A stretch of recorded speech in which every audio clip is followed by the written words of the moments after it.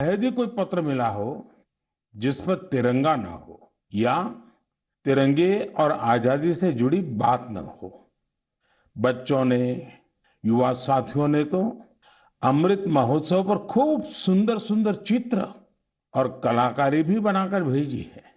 आजादी के इस महीने में हमारे पूरे देश में हर शहर, हर गांव में अमृत महोत्सव की अमृत धारा बह रही है। अमृत महोत्सव और स्वतंत्रता दिवस के इस विशेष अवसर पर हमने देश की सामूहिक शक्ति के दर्शन किए हैं। एक चेतना की अनुभूति हुई है। इतना बड़ा देश, इतनी विविधताएं, लेकिन जब बात तिरंगा फहराने की आई तो हर कोई एक ही भावना में बहता दिखाई दिया। तिरंगे के गौरव के प्रथम प्रहरी बनकर लोग खुद आगे आए। ये ये जेवर के लिए पति के साथ झगड़ा नहीं करती, बल्कि खुद जेवर बनाकर बेचकर महीनों तक लाखों की कमाई करती हैं। आपको भी कमाना है तो फ्रीडम ऐप को अभी डाउनलोड कीजिए। हमने स्वच्छता अभियान और वैक्सीनेशन अभियान में भी देश की स्पिरिट को देखा था। अमृत महोत्सव में हमें फिर देशभक्ति का वैसा ही जज्बा देखने को मिल रहा है। हमारे सैनिकों ने ऊंची ऊंची पहाड़ की चोटियों पर, देश की सीमाओं पर और बीच समंदर में तिरंगा फहराया। लोगों ने तिरंगा अभियान के लिए अलग अलग इनोवेटिव आइडियाज भी निकाले। जैसे युवा साथी कृष्णिल अनिल जी ने। अनिल जी एक पजल आर्टिस्ट हैं और उन्होंने रिकॉर्ड समय में खूबसूरत तिरंगा मोज़ेक आर्ट तैयार की है। कर्नाटका के कोलार में लोगों ने 630 फीट लंबा और 205 फीट चौड़ा तिरंगा पकड़कर अनूठा दृश्य प्रस्तुत किया। असम में सरकारी कर्मियों ने दिधाली पुखरी वार मेमोरियल में तिरंगा फहराने के लिए अपने हाथों से 20 फीट का तिरंगा बनाया। इसी तरह इंदौर में लोगों ने ह्यूमन चेन के जरिए भारत का नक्शा बनाया। चंडीगढ़ में युवाओं ने विशाल ह्यूमन तिरंगा बनाया। ये दोनों ही प्रयास ग्रीनिच रिकॉर्ड में भी दर्ज किए गए हैं। इस सब के बीच हिमाचल प्रदेश की गंगोट पंचायत से एक बड़ा प्रेरणादायी उदाहरण भी देखने को मिला। यहाँ पंचायत में स्वतंत्रता दिवस के कार्यक्रम में प्रवासी मजदूरों के बच्चों को मुख्य अतिथि के रूप में शामिल किया गया। साथियों, अमृत महोत्सव के ये रंग केवल भारत में ही नहीं बल्कि दुनिया के दूसरे देशों में भी देखने को मिले। बोत्सवाना में वहां के रहने वाले स्थानीय सिंगर्स ने भारत की आजादी के 75 साल मनाने के लिए देशभक्ति के 75 गीत गाए। इसमें और भी खास बात यह है कि 75 गीत हिंदी, पंजाबी, गुजराती, बांग्ला, असमिया, तमिल, तेलुगु, कन्नड़ा और संस्कृत जैसी भाषाओं में गाए गए। इसी तरह नामीबिया ने भारत नामीबिया के सांस्कृतिक पारंपरिक संबंधों पर विशेष स्टैम्प जारी किया है। साथियों, मैं और एक खुशी की बात बताना चाहता हूं। अभी कुछ दिन पहले मुझे भारत सरकार के सूचना और प्रसारण मंत्रालय के कार्यक्रम में जाने का अवसर मिला। वहां उन्होंने स्वराज दूरदर्शन की सीरियल का स्क्रीनिंग रखा था। मुझे उसके प्रीमियर में जाने का मौका मिला। ये आजादी के आंदोलन में हिस्सा लेने वाले अनसुने नायक नायिकाओं के प्रयासों से देश की युवा पीढ़ी को परिचित कराने की एक बेहतरीन पहल है।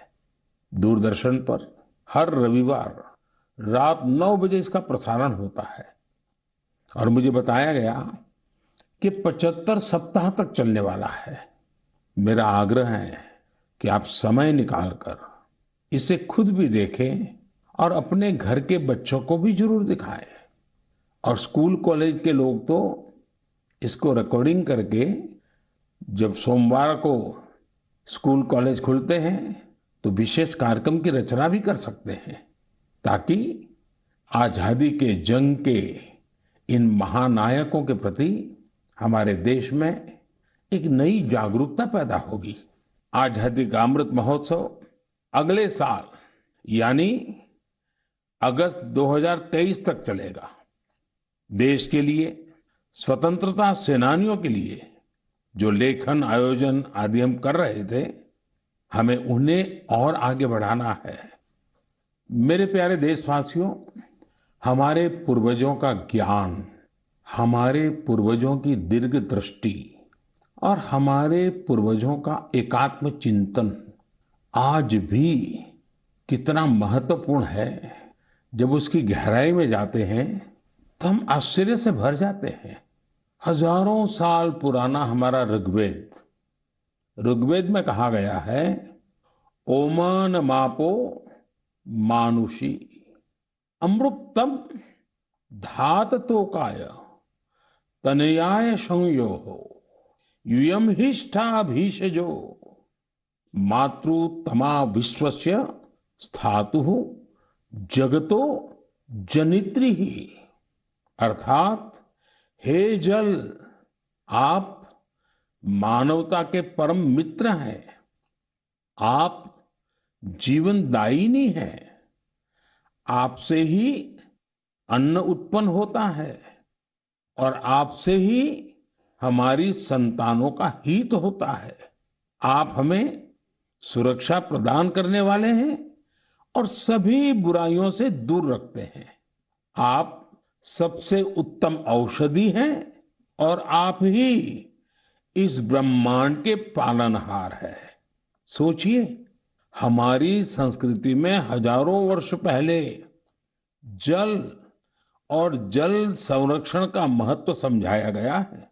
जब ये ज्ञान हम आज के संदर्भ में देखते हैं तो रोमांचित हो उठते हैं, लेकिन जब इसी ज्ञान को देश अपने सामर्थ्य के रूप में स्वीकारता है तो उनकी ताकत अनेक गुना बढ़ जाती है।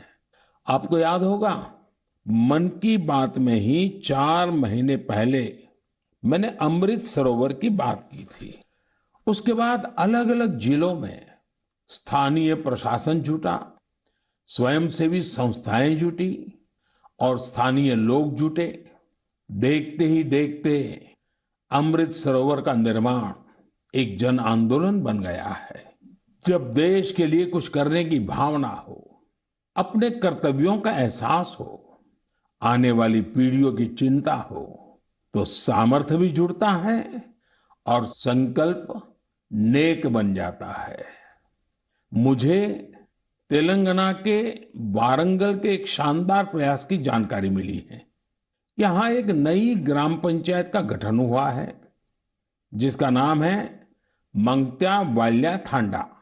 यह गांव फॉरेस्ट एरिया के करीब है। यहाँ के गांव के पास ही एक ऐसा स्थान था जहाँ मानसून के दौरान काफी पानी इकट्ठा हो जाता था। गांव वालों की पहल पर अब इस स्थान को अमृत सरोवर अभियान के तहत विकसित किया जा रहा है। इस बार मानसून के दौरान हुई बारिश में ये सरोवर पानी से लबालब भर गया है। मैं मध्य प्रदेश के मंडला में मोचा ग्राम पंचायत में बने अमृत सरोवर के बारे में भी आपको बताना चाहता हूँ। ये अमृत सरोवर कान्हा राष्ट्रीय उद्यान के पास बना है और इसे इस इलाके की सुंदरता को और बढ़ा दिया है।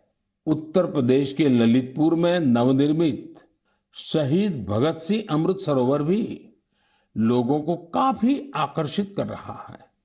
यहाँ की निवारी ग्राम पंचायत में बना यह सरोवर 4 एकड़ में फैला हुआ है। सरोवर के किनारे हुआ वृक्षारोपण इसकी शोभा को बढ़ा रहा है। सरोवर के पास लगे 35 फीट ऊंचे तिरंगे को देखने के लिए भी दूर दूर से लोग आ रहे हैं। अमृत सरोवर का यह अभियान कर्नाटका में भी जोरों पर चल रहा है। यहाँ के बागलकोट जिले के बिलकेरूर गांव में लोगों ने बहुत सुंदर अमृत सरोवर बनाया है। दरअसल इस क्षेत्र में पहाड़ से निकले पानी की वजह से लोगों को बहुत मुश्किल होती थी। किसानों और उनकी फसलों को भी नुकसान पहुंचता था। अमृत सरोवर बनाने के लिए गांव के लोग सारा पानी चैनलाइज करके एक तरफ ले आए। इससे इलाके में बाढ़ की समस्या भी दूर हो गई। अमृत सरोवर अभियान हमारी आज की अनेक समस्याओं का समाधान तो करता ही है, हमारी आने वाली पीढ़ियों के लिए भी उतना ही आवश्यक है। इस अभियान के तहत कई जगहों पर पुराने जलाशयों का भी कायाकल्प किया जा रहा है। अमृत सरोवर का उपयोग पशुओं की प्यास बुझाने के साथ ही खेती किसानी के लिए भी हो रहा है। इन तालाबों की वजह से आसपास के क्षेत्रों का ग्राउंड वाटर टेबल बढ़ा है, वहीं इनके चारों ओर हरियाली भी बढ़ रही है। इतना ही नहीं, कई जगह लोग अमृत सरोवर में मछली पालन की तैयारियों में भी जुटे हैं। मेरा आप सभी से और खासकर मेरे युवा साथियों से आग्रह है कि आप अमृत सरोवर अभियान में बढ़ चढ़ करके हिस्सा लें और जल संचय और जल संरक्षण के इन प्रयासों को पूरी से पूरी ताकत दें, उसको आगे बढ़ाएं। मेरे प्यारे देशवासियों, असम के बोंगाई गांव में एक दिलचस्प परियोजना चलाई जा रही है, प्रोजेक्ट संपूर्णा। इस प्रोजेक्ट का मकसद है कुपोषण के खिलाफ लड़ाई, और इस लड़ाई का तरीका भी बहुत यूनिक है। इसके तहत किसी आंगनवाड़ी केंद्र के एक स्वस्थ बच्चे की मां एक कुपोषित बच्चे की मां से हर सप्ताह मिलती है और पोषण से संबंधित सारी जानकारियों पर चर्चा करती है।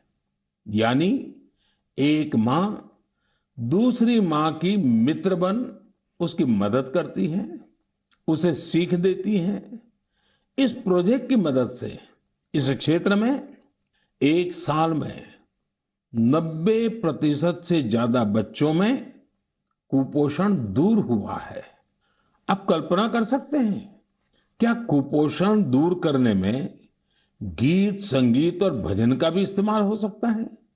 मध्य प्रदेश के दतिया जिले में मेरा बच्चा अभियान, इस मेरा बच्चा अभियान में इसका सफलतापूर्वक प्रयोग किया गया। इसके तहत जिले में भजन कीर्तन आयोजित हुए, जिसमें पोषण गुरु कहलाने वाले शिक्षकों को बुलाया गया। एक मटका कार्यक्रम भी हुआ। इसमें महिलाएं आंगनवाड़ी केंद्र के लिए मुट्ठी भर अनाज लेकर आती हैं और इसी अनाज से शनिवार को बाल भोज का आयोजन होता है। इससे आंगनवाड़ी केंद्रों में बच्चों की उपस्थिति बढ़ने के साथ ही कुपोषण भी कम हुआ है। कुपोषण के प्रति जागरूकता बढ़ाने के लिए एक यूनिक अभियान झारखंड में भी चल रहा है। झारखंड के गिरिडीह में सांप सीढ़ी का एक गेम तैयार किया गया है। खेल खेल में बच्चे अच्छी और खराब आदतों के बारे में सीखते हैं। साथियों, कुपोषण से जुड़े इतने सारे अभिनव प्रयोगों के बारे में मैं आपको इसलिए बता रहा हूं क्योंकि हम सबको भी आने वाले महीने में इस अभियान से जुड़ना है। सितंबर का महीना त्योहारों के साथ साथ पोषण से जुड़े बड़े अभियान को भी समर्पित है। हम हर साल 1 से 30 सितंबर के बीच पोषण माह मनाते हैं। कुपोषण के खिलाफ पूरे देश में अनेक क्रिएटिव और डाइवर्स एफर्ट्स किए जा रहे हैं। टेक्नोलॉजी का बेहतर इस्तेमाल और जन भागीदारी भी पोषण अभियान का महत्वपूर्ण हिस्सा बना है। देश में लाखों आंगनवाड़ी कार्यकर्ताओं को मोबाइल डिवाइस देने से लेकर आंगनवाड़ी सेवाओं की पहुंच को मॉनिटर करने के लिए पोषण ट्रैकर भी लॉन्च किया गया है। सभी एस्पिरेशनल डिस्ट्रिक्ट्स और नॉर्थ ईस्ट के राज्यों में 14 से 18 साल की बेटियों को भी पोषण अभियान के दायरे में लाया गया है। कुपोषण की समस्या का निराकरण इन कदमों तक ही सीमित नहीं है। इस लड़ाई में दूसरी कई और पहल की भी अहम भूमिका है। उदाहरण के तौर पर जल जीवन मिशन को ही ले तो भारत को कुपोषण मुक्त कराने में इस मिशन का भी बहुत बड़ा असर होने वाला है। कुपोषण की चुनौतियों से निपटने में सामाजिक जागरूकता से जुड़े प्रयास महत्वपूर्ण भूमिका निभाते हैं। मैं आप सभी से आग्रह करूंगा कि आप आने वाले पोषण माह में कुपोषण या मालन्यूट्रिशन को दूर करने के प्रयासों में हिस्सा जरूर लें। मेरे प्यारे देशवासियों, चेन्नई से श्रीदेवी वरदराजन जी ने मुझे एक रिमाइंडर भेजा है। उन्होंने माय गॉव पर अपनी बात कुछ इस प्रकार से लिखी है। नए साल के आने में अब 5 महीने से भी कम समय बचा है और हम सब जानते हैं कि आने वाला नया साल इंटरनेशनल ईयर ऑफ मिलेट्स के तौर पर मनाया जाएगा। उन्होंने मुझे देश का एक मिलेट मैप भी भेजा है। साथ ही पूछा है कि क्या आप मन की बात में आने वाले एपिसोड में इस पर चर्चा कर सकते हैं।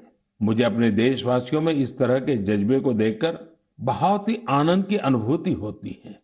आपको याद होगा कि यूनाइटेड नेशंस ने एक प्रस्ताव पारित कर वर्ष 2023 को इंटरनेशनल ईयर ऑफ मिलेट्स घोषित किया है। आपको ये जानकर भी बहुत खुशी होगी कि भारत के इस प्रस्ताव को 70 से ज्यादा देशों का समर्थन मिला था। आज दुनिया भर में इसी मोटे अनाज का, मिलेट्स का क्रेज बढ़ता जा रहा है। साथियों, जब मैं मोटे अनाज की बात करता हूं तो मेरे एक प्रयास को भी मैं आज आपको शेयर करना चाहता हूं। पिछले कुछ समय से भारत में कोई भी जब विदेशी मेहमान आते हैं, राष्ट्राध्यक्ष भारत आते हैं, तो मेरी कोशिश रहती है कि भोजन में भारत के मिलेट्स यानी हमारे मोटे अनाज से बनी हुई डिशेस बनवाऊं। और अनुभव यह आया है कि इन महानुभावों को यह डिशेज बहुत पसंद आती है और हमारे मोटे अनाज के संबंध में, मिलेट्स के संबंध में काफी कुछ जानकारियां एकत्र करने का वो प्रयास भी करते हैं।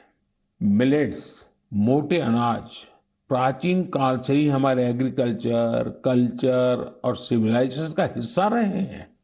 हमारे वेदों में मिलेट्स का उल्लेख मिलता है और इसी तरह पुराणनुरु और तोल्काप्पियम में भी इसके बारे में बताया गया है। आप देश के किसी भी हिस्से में जाएं, आपको वहां लोगों के खान पान में अलग अलग तरह के मिलेट्स जरूर देखने को मिलेंगे। हमारी संस्कृति की तरह मिलेट्स में भी बहुत विविधताएं पाई जाती हैं। ज्वार, बाजरा, रागी, सावा, कंगनी, चीना, कोदो, कुटकी, कुट्टू, ये सब मिलेट्स ही तो है। भारत विश्व में मिलेट्स का सबसे बड़ा उत्पादक देश है। इसलिए इस पहल को सफल बनाने की बड़ी जिम्मेदारी भी हम भारतवासियों के कंधे पर ही है। हम सबको मिलकर इसे जन आंदोलन बनाना है और देश के लोगों में मिलेट्स के प्रति जागरूकता भी बढ़ानी है। और साथियों, आप तो भली बात ही जानते हैं, मिलेट्स किसानों के लिए भी फायदेमंद है और वो भी खास करके छोटे किसानों को। दरअसल बहुत ही कम समय में फसल तैयार हो जाती है और इसमें ज्यादा पानी की आवश्यकता भी नहीं होती है। हमारे छोटे किसानों के लिए तो मिलेट्स विशेष रूप से लाभकारी है। मिलेट्स के भूसे को बेहतरीन चारा भी माना जाता है। आजकल युवा पीढ़ी हेल्दी लिविंग और ईटिंग को लेकर बहुत फोकस है। इस हिसाब से भी देखें तो मिलेट्स में भरपूर प्रोटीन, फाइबर और मिनरल्स मौजूद होते हैं। कई लोग तो इसे सुपर फूड भी बोलते हैं। मिलेट से एक नहीं अनेक लाभ है। ओबेसिटी को कम करने के साथ ही डायबिटीज, हाइपरटेंशन और हार्ट रिलेटेड डिसीज के खतरे को भी कम करते हैं। इसके साथ ही ये पेट और लीवर की बीमारियों से बचाव में भी मददगार है। थोड़ी देर पहले ही हमने कुपोषण के बारे में बात की है। कुपोषण से लड़ने में भी मिलेट्स काफी लाभदायक है, क्योंकि ये प्रोटीन के साथ साथ एनर्जी से भी भरे होते हैं। देश में आज मिलेट्स को बढ़ावा देने के लिए काफी कुछ किया जा रहा है। इससे जुड़ी रिसर्च और इनोवेशन पर फोकस करने के साथ ही एफपीओस को प्रोत्साहित किया जा रहा है ताकि उत्पादन बढ़ाया जा सके। मेरा अपने किसान भाई बहनों से यही आग्रह है कि मिलेट्स यानी मोटे अनाज को अधिक से अधिक अपनाएं और इसका फायदा उठाएं। मुझे देखकर काफी अच्छा लगता है कि आज कई ऐसे स्टार्टअप्स उभर रहे हैं जो मिलेट्स पर काम कर रहे हैं। इनमें से कुछ मिलेट कुकीज बना रहे हैं तो कुछ मिलेट पैनकेक्स और डोसा भी बना रहे हैं। वहीं कुछ ऐसे हैं जो मिलेट एनर्जी बार्स और मिलेट ब्रेकफास्ट तैयार कर रहे हैं। मैं इस क्षेत्र में काम करने वाले सभी लोगों को बहुत बहुत शुभकामनाएं देता हूं। त्योहारों के इस मौसम में हम लोग अधिकतर पकवानों में भी मिलेट्स का उपयोग करते हैं। आप अपने घरों में बने ऐसे पकवानों की तस्वीरें सोशल मीडिया पर जरूर शेयर करें ताकि लोगों के बीच मिलेट्स को लेकर जागरूकता बढ़ाने में मदद मिले। मेरे प्यारे देशवासियों, अभी कुछ दिन पहले मैंने अरुणाचल प्रदेश के सियांग जिले में जोरसिंग गांव की एक खबर देखी। ये खबर एक ऐसे बदलाव के बारे में थी जिसका इंतजार इस गांव के लोगों को कई वर्षों से था। दरअसल जोरसिंग गांव में इसी महीने स्वतंत्रता दिवस के दिन से 4G इंटरनेट की सेवाएं शुरू हो गई हैं। जैसे पहले कभी गांव में बिजली पहुंचने पर लोग खुश होते थे, अब नए भारत में वैसी ही खुशी 4G पहुंचने पर होती है। अरुणाचल और नॉर्थ ईस्ट के दूर सुदूर इलाकों में 4G के तौर पर एक नया सूर्योदय हुआ है। इंटरनेट कनेक्टिविटी एक नया सवेरा लेकर आई है। जो सुविधाएं कभी सिर्फ बड़े शहरों में होती थी, वो डिजिटल इंडिया ने गांव-गांव में पहुंचा दी है। इस वजह से देश में नए डिजिटल एंटरप्रेन्योर पैदा हो रहे हैं। राजस्थान के अजमेर जिले के सेठा सिंह रावत जी दर्जी ऑनलाइन ई स्टोर चलाते हैं। आप सोचेंगे ये क्या काम हुआ?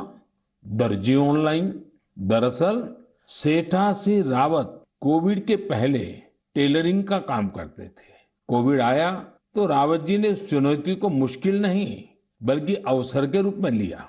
उन्होंने कॉमन सर्विस सेंटर यानी CSC ई स्टोर ज्वाइन किया और ऑनलाइन कामकाज शुरू किया। उन्होंने देखा कि ग्राहक बड़ी संख्या में मास्क का ऑर्डर दे रहे हैं। उन्होंने कुछ महिलाओं को काम पर रखा और मास्क बनवाने लगे। इसके बाद उन्होंने दर्जी ऑनलाइन नाम से अपना ऑनलाइन स्टोर शुरू कर दिया, जिसमें और भी कई तरह से कपड़े वो बनाकर बेचने लगे। आज डिजिटल इंडिया की ताकत से सेठा सिंह जी का काम इतना बढ़ चुका है कि अब उन्हें पूरे देश से ऑर्डर मिलते हैं। सैकड़ों महिलाओं को उन्होंने अपने यहाँ रोजगार दे रखा है। डिजिटल इंडिया ने यूपी के उन्नाव में रहने वाले ओम प्रकाश सिंह जी को भी डिजिटल एंटरप्रेन्योर बना दिया है। उन्होंने अपने गांव में 1000 से ज्यादा ब्रॉडबैंड कनेक्शन स्थापित किए हैं। ओम प्रकाश जी ने अपने कॉमन सर्विस सेंटर के आसपास निशुल्क वाईफाई जोन का भी निर्माण किया है, जिससे जरूरतमंद लोगों की बहुत मदद हो रही है। ओम प्रकाश जी का काम अब इतना बढ़ गया है कि उन्होंने 20 से ज्यादा लोगों को नौकरी पर रख लिया है। ये लोग गांवों के स्कूल, अस्पताल, तहसील ऑफिस और आंगनवाड़ी केंद्रों तक ब्रॉडबैंड कनेक्शन पहुंचा रहे हैं और इसे रोजगार भी प्राप्त कर रहे हैं। कॉमन सर्विस सेंटर की तरह ही गवर्नमेंट ई मार्केट प्लेस यानी जेम पोर्टल पर भी ऐसी कितनी सक्सेस स्टोरी देखने को मिल रही है। साथियों, मुझे गांवों से ऐसे कितने ही संदेश मिलते हैं जो इंटरनेट की वजह से आए बदलावों को मुझसे साझा करते हैं।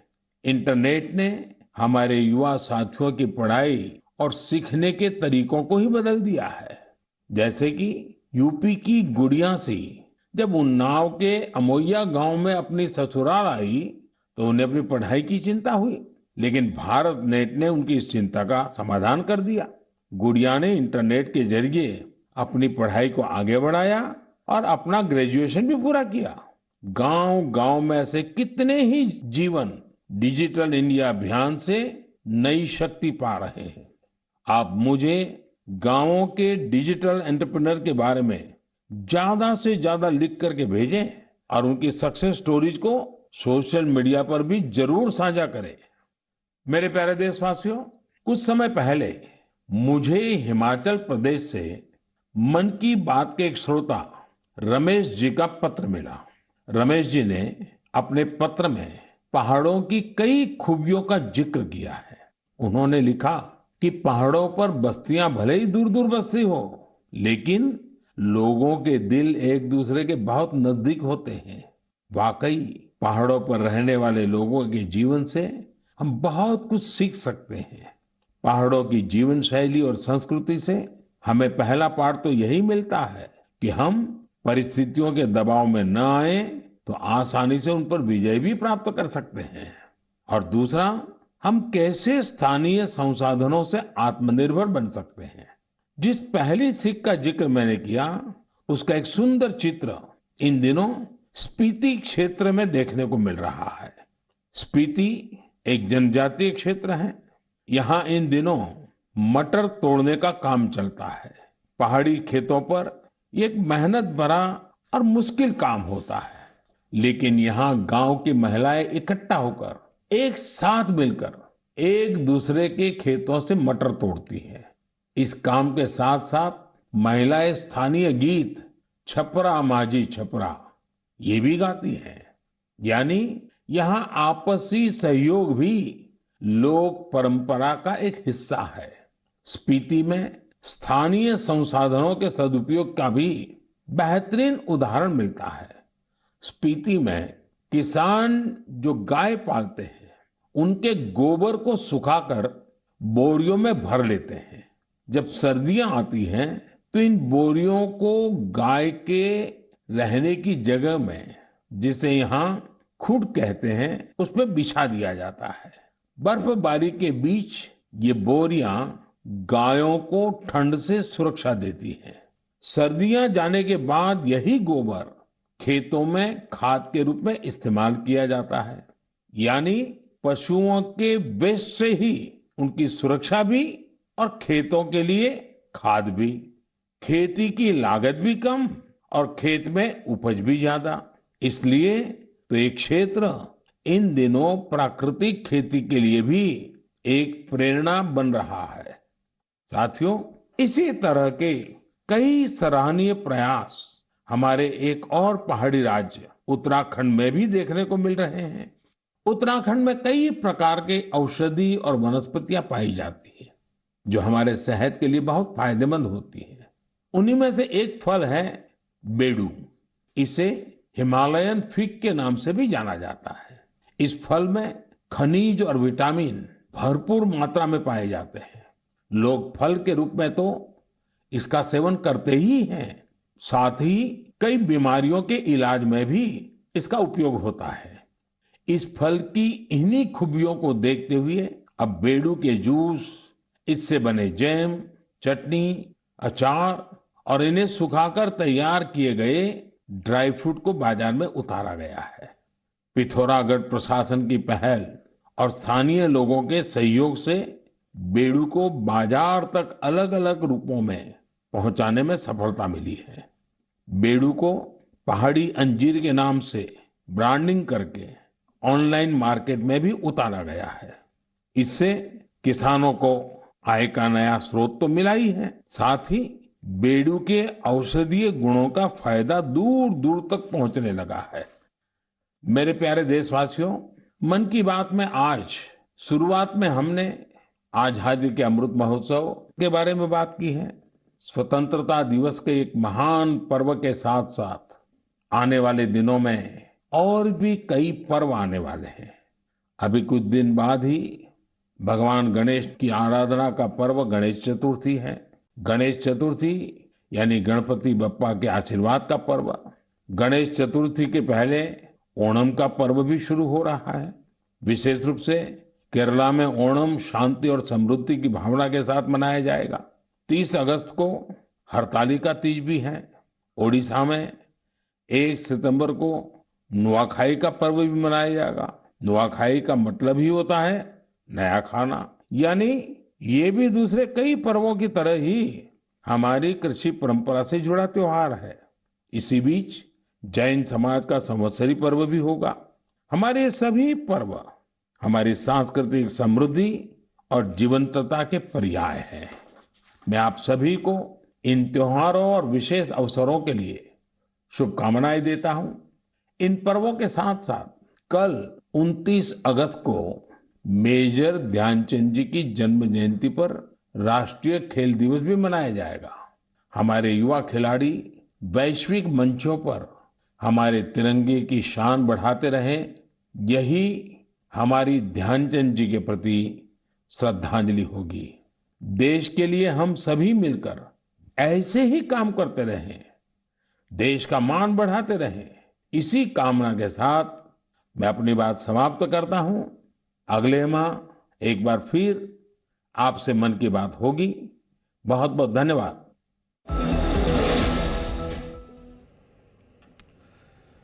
प्रधानमंत्री मोदी ने मन की बात में अमृत महोत्सव का जिक्र किया, हर घर तिरंगा का जिक्र किया और कहा कि तिरंगे की जब बात आई तो देश कैसे एकजुट हो गया। या आपने 15 अगस्त के दिन देखा, देश में कैसे धूमधाम से अमृत महोत्सव मनाया गया, ये पूरे देश ने देखा।